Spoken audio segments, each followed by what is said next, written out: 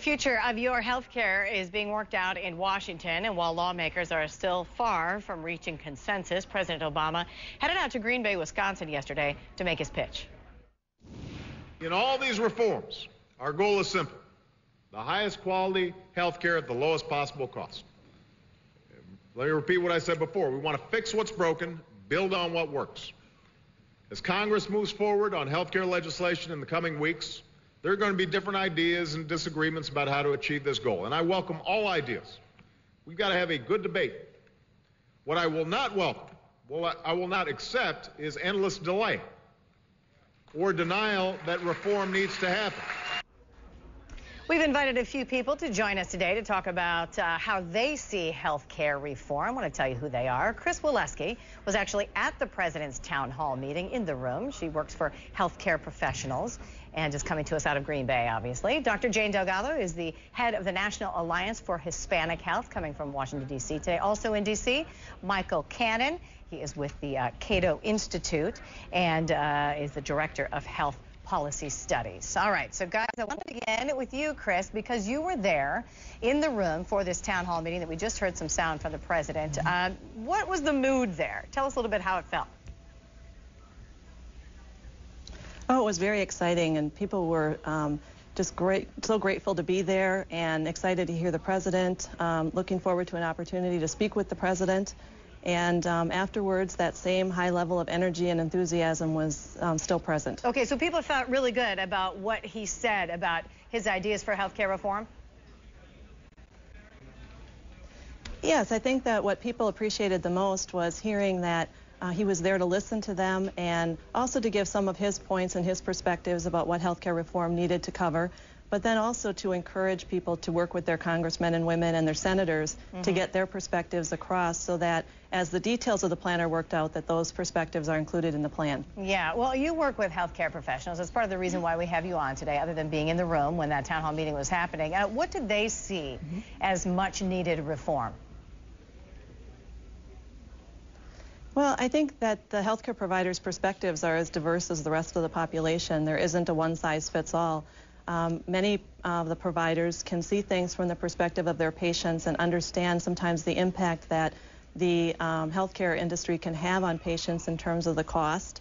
And so they're really looking forward to some reform that will help control the cost for their patients.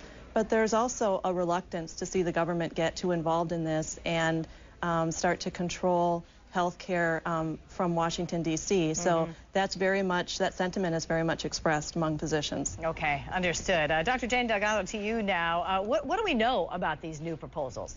Well, we know that the new proposals include some sort of public option, and I think that's important to think about. It's one part of the answer, that in fact that the private sector in terms of insurance has not really answered people's needs.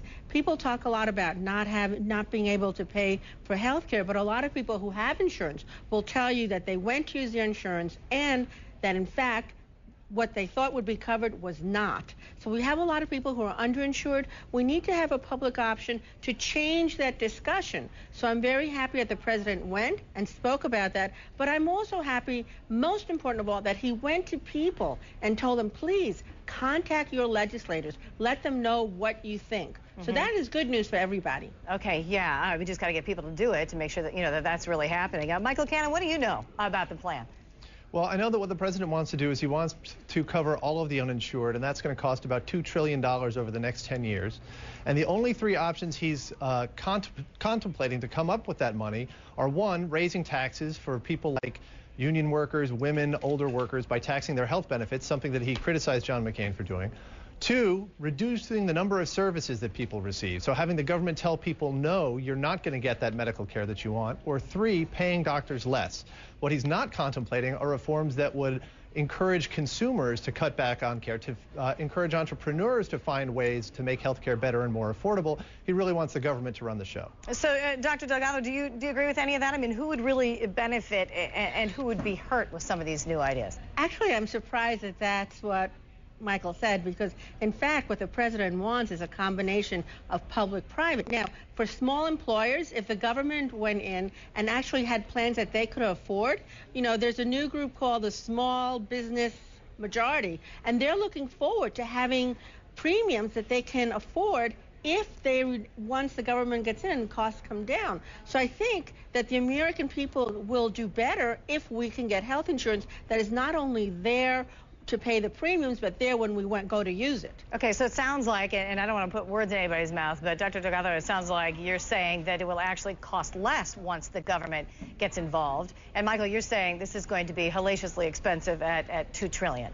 Well, spending is going to rise, no doubt, and the president has said that.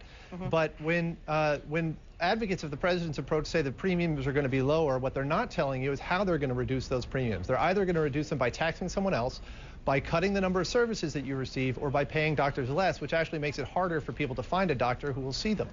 Those are the only three approaches that the president is contemplating, and those are very troubling. Okay, last word, Dr. Delgado. Well, I think that what the president is contemplating is having something which will help people live healthier lives. And he's leaving it up to Congress to really hammer out the details. And most important of all, he's telling each person, go in, write, send an email, call, whatever you can. Let your legislators know about your experience, because that's how it's going to get better for everyone. You know, we have these events around the country where people come for physical fitness. They're called Get Up, Get Moving, and screenings, and people want to take care of themselves. Yeah. We just have to give them the means to make it happen. Yeah, the discussion is going to be very, very long and involved, as we would all, I think, expect. Thanks so much, everybody, for being with us.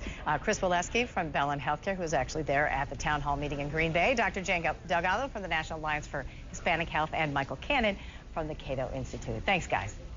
Healthcare reform is, of course, the big headline on the CNN newsroom.